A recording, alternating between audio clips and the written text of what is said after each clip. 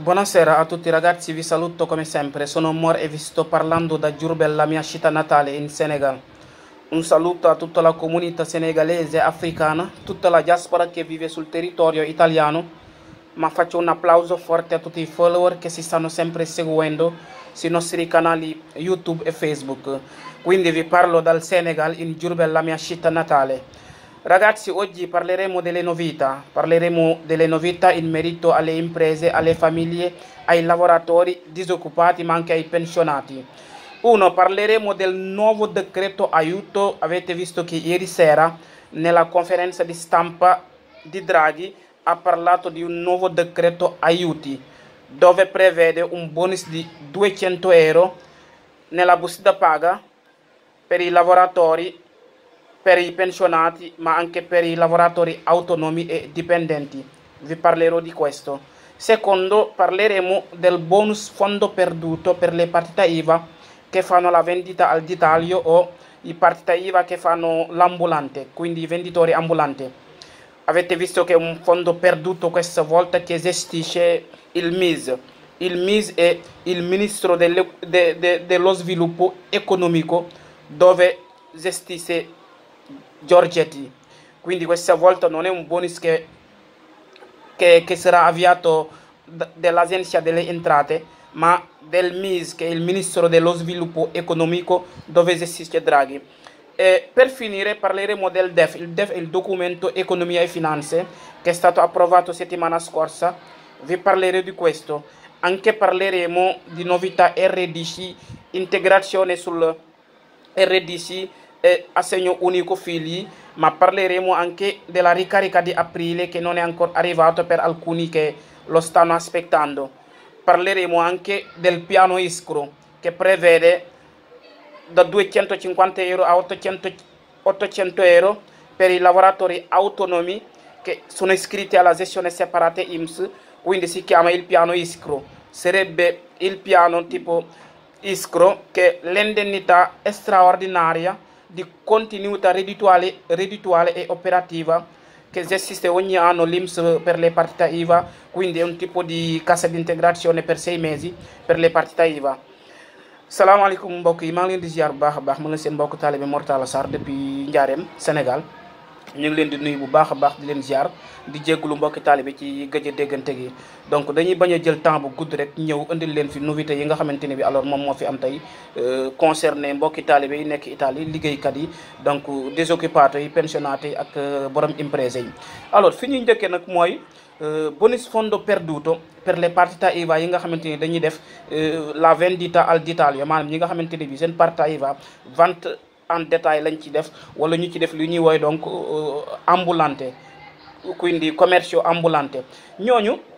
kuréel gu ñuy wooye MIS nga xamante ni bi mooy il Ministero dello Sviluppo Economico, ñu koy donc le ministre donc du développement économique, te ku ñuy wooyee Giorgetti jiite ko, ñooy organiser bonus fondo perduto boobu per partita IVA yi nga xamante ni bi dañuy jaay activité détail la ñuy def, wala donc ñuy def ambulant. fond bi moo ngi toll ci 200 milioni di euro, ñu jagleel ko bépp partita IVA boo xamante ni bi rek alors toll nga ci diggante boobu ma wax, alors yow mën nga dugal bonus boobu noonu di partita IVA. xam ngeen ne demande yooyu tey jii lañ ko lancé ci plateforme ministère boobu noonu ñuy wooyee MIS. bii pas doonut lu ñuy defee l'Agenzia delle Entrate, maa ñi ngi koy defee ci plateforme ministère boobu noonu télématique la ñu koy wooyee donc MIS. demande boobu nag commencé na tey jii bi midi jotee, te dina jeex le 24 mai bu midi jotee incha allah. donc ñu ko mën a dugal wax nañ leen ko partita IVA yi def vente en détail ak ambulante, ginnaaw bi nga xamante ni donc réquisites yi ñu leen di limal fekk na ñoom ñu am ko. alors réquisites yi nag lii la ñu ne réquisites yi il faut que partita IVA boobu noonu ki ko am boromam donc ricavi yi maanaam chiffre d'affaires am ci 2019 bi wërta ëpp 2 millions di euro, donc moom mooy ricavi yi. leneen li ci des moom mooy ne alors mu am réduction facturato boo xamante ni bi ci 2021 bi dina inférieur 30%, maanaam dina néew ba 30% buñ ko comparé ak chiffre d'affaires am, maanaam facturation bi nga xamante ni bi amoon na ko donc ci 2019 bi. donc loolu defe naa moom mooy donc li nga xamante ne bi moom moo gën a nekk ci réquisites yi, maanaam mu am réduction facturato boo xamante ne bi ci 2019 bi 2021 bi inférieur na ba 30% buñ ko comparé ak lim amoon 2019. Partita IVA bi war na nekk sede légale Italie, donc Partita IVA bu dëkk Italie, donc nekk di exercer activité yi Italie te mu inscrire ci registro delle imprese, tipo mu nekk en légal bindu ci registro delle imprese, dina ko mën a dugal. alors ñu ne Partita IVA yi ñoo ko mënta dugal képp koo xamante ni bi donc sa Partita IVA say activité da nga ko démarré ci 2021 bi, alors yow mënoo koo dugal ndax duñ mën a def confrontation entre sa reddito 2019 ak sa reddito donc 2021. kon loolu leer na. alors ñu gën koo leeralaat rek jëm ci réquisites yi wax nañ leen ko. donc Partita IVA bi ko mën a dugal, alors sa facturation, sa chiffre d'affaires maanaam ci 2021 bi wërta inférieur, donc wërta ëpp 30%, au minimum dafa war a toll ci 30% buñ ko comparé ak li nga amoon 2019. te loolu li muy signifié mooy ki mën a def demande bi il faut que mu am déclaration reddito yi nga xamante ne bi moom mooy at yooyu 2019 ak donc 2021 pour mën a def demande boobu. ñu ne demande yi commencé na tey, alors dina jeex le 24 incha allah mois de mai bi, donc sûrement bu ngeen xoolee donc 3 semaines rek lay durer. leneen liñ siy dolli moom mooy plateforme bi ñu koy defee digital la ci site mise bi. waxoon nañ mbokki taalibe yi ne ku ko bëgg a def te am réquisites yi, alors boo déggoo ak ñun dinañ la ko mën a jàppale pour defalal la demande boobu. ñu fàttali ne décret bi nga xamante ni moom moo indi bonus fondo perduto boobu mu ngi juddoo ci alors il decreto sostegno ter bi nga xamante ne bii moom moo nekkoon numéro 4 2022 te génnoon ci weer yi ñu génnoon. ci biir décret boobu donc ci lañ dugal beneen décret bu ñuy woowe donc un décreto boo xamante ni directoriale la, maanaam du 24 mars 2022 apporté donc fonds boobu nga xamante ni bi dinañ ko dimbalee Partita IVA yi nga xamante ni vente détail la ñuy def wala donc ambulante, ngir bu fekkee dañoo am donc facturation jëm ci ñaari année yooyu nga xamante ni donc wax nañ leen ko, leeral nañ ko ci vidéo yu njëkk yi. alors ñu wax ci lu ñuy woowe def moom mooy il documento economia e finanze. xam ngeen ne de document la boo xamante ni bi chaque année entro il 10 di aprile, alors gouvernement bi daf koy saytu. document la boo xamante ni dañ koy présenter, gouvernement bi daf koy jël yóbbu ko conseil des ministres. bu ko yóbboo conseil des ministres wax nañ leen pratiquement mooy dossier principal bi nga xamante ni bi ci la ñuy tënk lépp lu jëm ci wàllu économie ak finance. donc def boobu nag chaque année en entro il 10 di aprile gouvernement bi dina ko saytu yóbbu ko conseil des ministres. buñ ko xoolee après ñu yóbbu ko parlement voté ko pour mu mën a jàll. document la boo xamante ni bi ci la ñuy xaatim lu bëree bëri jëm ci wàllu économie ak finance, jëm ci donc wàllu nan la Italie di doxe ak bu fekkee dina am ay luñ ciy prévoir pour dimbale nit ñi wala déet. ci biir loolu la maggioranza ñoom ñëpp booloon nañ d'accord ci biir document boobu xaatim ci ne bu fekkee situation bi dafa nar a critique maanaam situation bi nga xamante ne bi jàpp na ñenn ci liggéeykat yi, imprese yi ak donc disoccupato yi, gouvernement bi dina prévoir lu ñuy woowee donc lo scostamento di bilancio, beneen déficit budgétaire boo xamante ne bi xaalis lay doon pour ñu jàppalewaat ko donc askan bi. loolu tamit déggoo nañ ci, moom mooy bu naree critique il faut que ñu def lo scostamento di bilancio ci biir def boobu noonu muy ay xaalis bu bëree bëri pour organiser waat beneen plan d'aide jëm ci wàllu ay bonus mu nekk général liggéeykat yi, imprese yi ak donc désoccupato yi. loolu lu ñu xaatim la ci biir document boobu ñuy wooyee def, ginnaaw bi nga xamante ne bi donc examiner nañ ko donc ba voté ko ba mu am donc majorité. loolu mi ngi ci biir. kon au cas où situation bi gën a critique rek gouvernement bi dina voté waat lo scostamento di bilancio pour dimbale waat askan wi comme ni mu ko doon defee ci niñ ko xamee woon bu njëkk. alors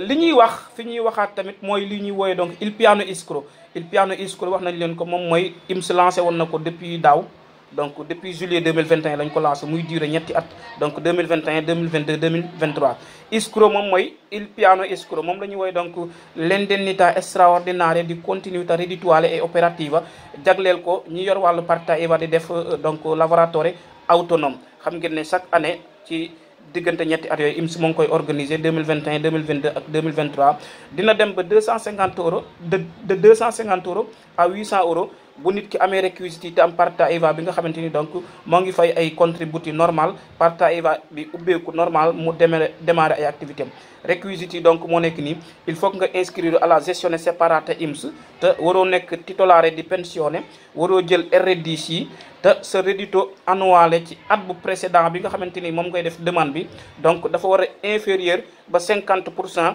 buñ ko comparé ak ñetti at yu mujj yi maanaam la reddito média média day 3 anni donc antérieur ci année bi nga xamante ni moom moo précédé ginnaaw bi ngay def demande bi donc wërta inférieur donc dafa war a inférieur ba 50%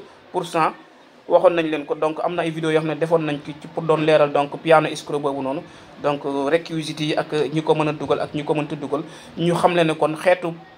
cassa d'integrazione la rek bu ñeel ñi yor parta IVA donc IMS di leen ko fay per 6 mesi ginnaaw bu ñu defee demande bi chaque année di 2021 2022 ak donc 2023 alors ñu ne ba tey ci biir réquisites yooyu noonu ki nga xamante ne bi tamit mën naa def demande bi alors moom reddito annuale il faut que moom benn reddito annuale ci at bi muy def demande bi boo xamante ne bi donc du ëpp 8145 euros moom loolu ci réquisites yi la bokk donc parta IVA bi bëgg a def demande boobu noonu année bi ngay defee demande bi yow sa déclaration reddito ci année bi warta ëpp donc 8145 euros il faut que tamit nga régulariser ci say contributi parta IVA bi donc nekk parta IVA bu ubbeeku depuis donc 4 ans loolu tamit ñu leeral ko ci piano escroc IMS lancé na demande yi depuis le 1er mai bi te dina dem ba entro il 31 di ottobre 2022 alors ci biir loolu tamit xam ngeen ne wax nañ leen donc conférence Draghi bi nga xamante ne bi donc taxawal na ko démb wax ci decreto aiuti per le famiglie e imprese ci biir décret boobu nag dañ cee programmé bonus 200 euros boo xamante ne bi tantum la IMS moo koy versé direct moo xam liggéeykat bi la dipendente bi wala pensionato bi ci cedolino di pensionné bi buñ koy fay wala donc lavoratore autonome bi lavoratore autonome bi nag IMS leeralagut moom bonus 200 euros boobu nan la ko koy fayee donc dinañ ko topp rek ba xam exactement nan lañ koy fayee lavoratore autonome bi donc lu ñu ci am ca information dinañ leen ko indil mais bonus boobu ci décret bi ñu voté démb def ci conférence de presse ci la ñëwee ñu koy wooye donc il decreto di aiuti toll ci 14 miliardi di euro dañ dugal ci bonus 200 euros boobu pour lavoratori yi dipendente yi donc pensionato yi ak lavoratori autonome yi ñu ne bu jëmee ci lavoratori ak pensionato yi IMS ñoo leen koy versel direct moo xam kii fayee ko pensionné ci cedolino pensionné ak ki nga xamante ni donc lavoratore la ci busta de pagam la koy jot direct IMS moo koy versel donc loolu tamit dinañ leen ko leeral après liñ ci prévoir yépp muy décret bi nga xamante ni bi Draghi def na ci démb conférence de presse ngir wax ci loolu muy mesure bi ci gën a fës di 200 euros nella busta paga per i lavoratori ma anche pensionati e lavoratori autonomi googu nag moo ngi concerné catégorie lavoratori yi nga xamante ni bi pensionati yi ak donc lavoratori autonomi yi nga xamante ni bi seen reddito donc passé wut 35 000 euros à l'année donc ñooñu lañ prévoir pour bonus 200 euros boobu noonu ñi nga xamante ni bi seen reddito annuale alors weesu wut 35 000 euros moo xam liggéey kan nga donc lavoratore autonome nga wala donc pensionato nga alors ñu ne ci fay gi IMS dina ko gérer boppam directement pour verser leen ko seen busta paga ñu ngi ko jàpp entre juin ak juillet pour ñu mën koo jot bu jëmee ci laboratoire autonomie yi donc IMS après dina génn circulaire pour leeral autonomie yi nga xamante ni seen reddito annuel donc eggu 35 000 euros nan lañ leen di fayee bonus boobu nga xamante ni bi génn na démb te bokk ci décreto aiuti te donc kii di Draghi annoncé ko ñu wax ci ay manquement ak ay problèmes yu xaw a ndaw am ci diggante li ñuy woowe RDC yi reddito di cittadinanza ak assegno unico integrazione loolu nag ñu bëree bëri ñoo ngi doon xaar ñi nga xamante ni dañ doon jël reddito di cittadinanza xam ngeen ne assegno unico bi fii lii duñ def demande dañ leen koy intégrer ci biir intégration bi IMS leeral na ci ñu bëree bëri jotaguñ ko ndax li ko waral ñoom alors ci seen i alors nuñ ko tëree la dafa amoon yeneen demande yoo xam ne ñoom lañ doon exécuter doon leen mettre en avant moo tax donc teelu ñu woon a jublu ci intégration boobu moom lim xam la ne mooy ñi war a jël intégration ñoo assegno unico alors ci fan yi di ñëw dinañ ko jima élaborer pour mën leen ko donc fay bu ko defee ñu mën a xam exact ban date la ñuy am intégration boobu noonu ci seen reddito di cittadinanza te IMS leeral na ko ci benn message xam le ne du ñàkk ci fan yi ci semaine bi alors dinañ am esito de les demander pour xam kañ lañ mën a jot intégration boobu ci seen seen RDC. leneen li IMS leeralaat bokk na ci reddito di cittadinanza del mese di aprile ñu bëree bëri jotuñu seen pagamento ndax dafa am ay errore donc système bi dafa saltare plus de 95 000 ñoo xamante ni dañ leen a pagamento yu ñu programmé woon la pour war leen a fay donc système bi dafa leen a saltare mu nekk donc erreur technique boo xamante ni bi IMS xamle na ko di xamle donc ci entro il metà del mese di maggio bii ñu nekk alors paiement yooyu dinañ ñëw alors dinañ disponible bi ko defee ñi nga xamante ni bi jotuñu seen ricarica reddito di cittadinanza ci mese aprile bi ñoom nañ ko xaar entro metà del mese di maggio ndax système bi moo amoon erreur ba saltare plus di 95 donc paiement yoo xamante ni seen i borom donc fayaguñ leen donc lii moo gënoon a fës mbokku taalibe yi ci vidéo bi tay bi donc ñu ngi leen koy toppal di leen sant bu baax a baax di leen gërëm seen mbokku taalibe Mor Talla Sarr depuis Diourbel Sénégal jërë ngeen jëf